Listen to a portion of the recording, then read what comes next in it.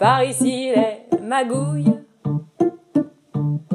musique et compagnie. Par ici les magouilles de Mag Ali. Salut la meute. Aujourd'hui je voudrais vous donner quelques petites techniques pour pouvoir composer une mélodie sans pour autant être musicien et utiliser un instrument. Quand on est musicien, on a toujours une idée de la musique. Elle est souvent déjà installée dans notre tête pendant l'écriture. Et du coup, on se précipite sur notre guitare ou notre piano. Et pour autant, c'est très intéressant de commencer par une étape de recherche a cappella. Et ça, du coup, c'est pas réservé qu'aux musiciens. Les raisons, elles sont simples en fait, parce que si vous respectez votre texte, si vos idées de rythme et de mélodie en découlent, les musiciens amateurs comme les professionnels, ils auront tous un point commun, c'est qu'ils possèdent des automatismes et dans lesquels ils se sentent plus à l'aise. Ça fait que finalement, les mélodies sont assez redondantes. Et c'est pas facile de se sortir de ce rythme naturel du texte si on essaye de l'inscrire dans une rythmique réflexe. Là, on ferme tous les champs des possibles et les chansons risquent du coup de sonner de la même manière. Donc un premier travail qui ne nécessite pas d'instrument. Déjà, ça doit se faire dans un endroit calme. Il faut être seul, un endroit tranquille où vous ne serez pas dérangé pour pouvoir parler, chanter, déclamer.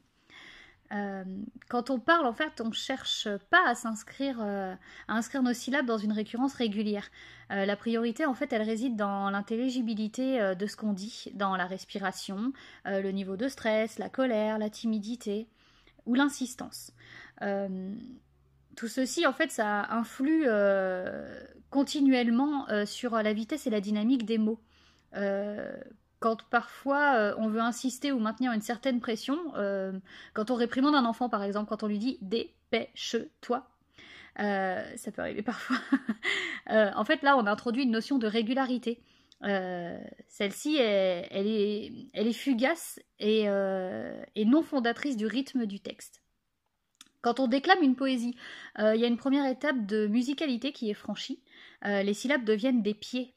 Et en plus, il y a des rimes et une récurrence quand on récite le texte, en fait. Donc, on le sait, hein, on en tient compte, on essaye de faire ressortir ces aspérités.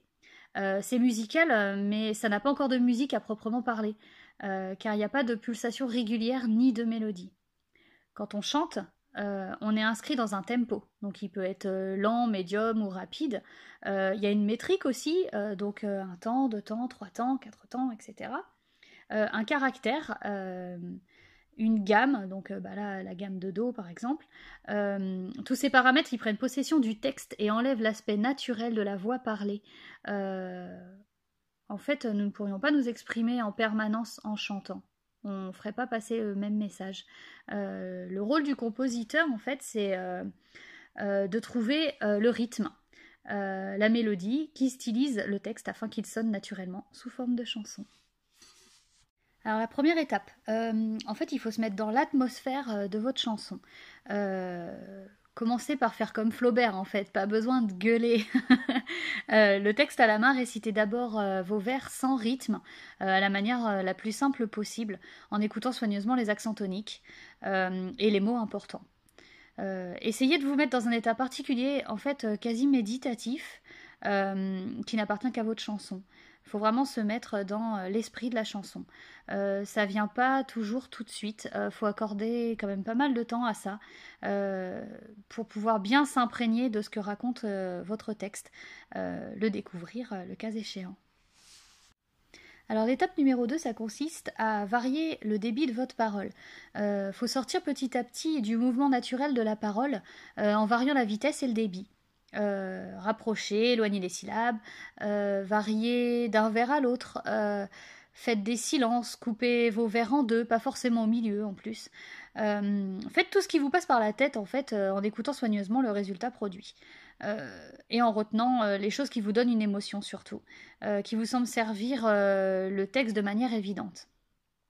Là aussi, ça va peut-être vous prendre pas mal de temps, mais il faut pas se décourager. C'est pas forcément l'étape la plus simple. Euh, En fait, il faut pas vous juger en permanence sur ce que vous faites. Laissez-vous aller. Il n'y a pas de mauvaise idée. En fait, vous êtes en train de chercher. Euh, des fois, il y en a qui vont trouver ça en 2 minutes et puis d'autres, ils vont mettre plusieurs jours.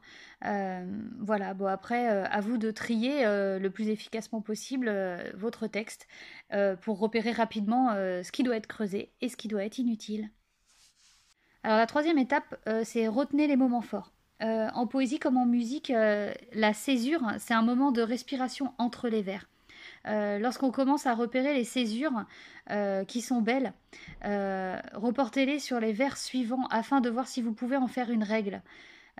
Travaillez sur une strophe entière ou sur un groupe de vers, pas trop long, et créez des liens entre certains moments, repérez les points communs. Ne vous sentez pas obligé de noter les césures au crayon. Ayez confiance en votre mémoire sélective. Si une aspérité vous donne clairement de l'émotion, vous la retiendrez tout simplement. À la fin de votre recherche, vous allez obtenir un texte haché, entrecoupé de silence. C'est peut-être le moment de noter cela comme vous le pouvez avec des barres, des virgules. La musique va venir redonner un peu de naturel. Donc l'étape numéro 4, c'est de choisir sa métrique. Réfléchissez pas trop, il n'y a pas de règle. Allez, on fait 3 temps lents, 4 temps rapides, ce que vous voulez. Battez la mesure et essayez d'inscrire votre texte et les césures dans ce rythme. Vous pouvez aussi choisir la métrique d'une chanson existante qui semble avoir une résonance avec la vôtre.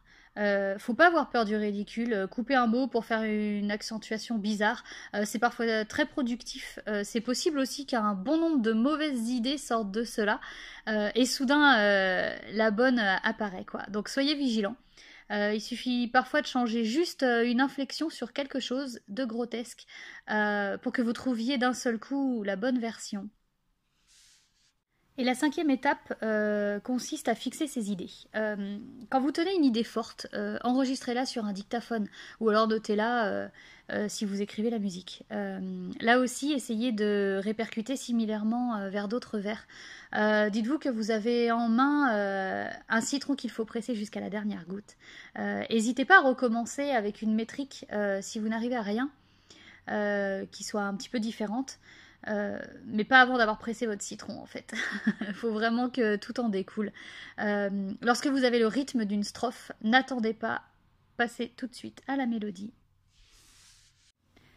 À ce stade, vous avez votre texte, votre métrique et votre rythme, donc il ne reste plus qu'à chanter. Il y a vraiment une différence entre sensibilité musicale et connaissance musicale. Si vous n'avez jamais chanté ni fait de musique, mais que vous aimez cela instinctivement, il n'y a personne sur Terre qui est capable de savoir si vous avez ce sens inné, puisque vous ne l'avez jamais cultivé. Vous-même, peut-être que vous ne le savez pas, alors lancez-vous, vous allez peut-être vous surprendre. Donc pour résumer, en fait, déclamez votre texte. Ensuite, déduisez les césures. Choisissez une métrique et déduisez donc le rythme et placez la mélodie sur ce rythme. La chanson, c'est un art de musicien. Mais si vous ne l'êtes pas, vous allez devoir vous arrêter à cette interprétation a cappella. Il vous manque l'harmonie et l'aspect instrumental qui fait entrer la chanson dans une ambiance, dans un style. Mais je vous le répète, l'essentiel de la chanson, il est pourtant là. Si vous connaissez un musicien suffisamment à l'écoute, votre interprétation sous cette forme lui donnera toutes les informations pour l'habillage instrumental de votre œuvre. Voilà, donc pour conclure, en fait, effectivement, c'est toujours plus facile de composer une mélodie quand on est musicien. Malgré tout, du coup, on s'inscrit quand même dans des habitudes qu'on peut avoir et ça crée une redondance. Quand on compose une mélodie sans instrument, ça laisse beaucoup plus de possibilités, ça ouvre le champ des possibles, la créativité est décuplée. Du coup, c'est vrai qu'il y a quand même des petites techniques dont je vous ai parlé pour pouvoir se lancer, mais là ça ouvre vraiment le champ des possibles, donc faites-vous plaisir et faites-vous confiance surtout.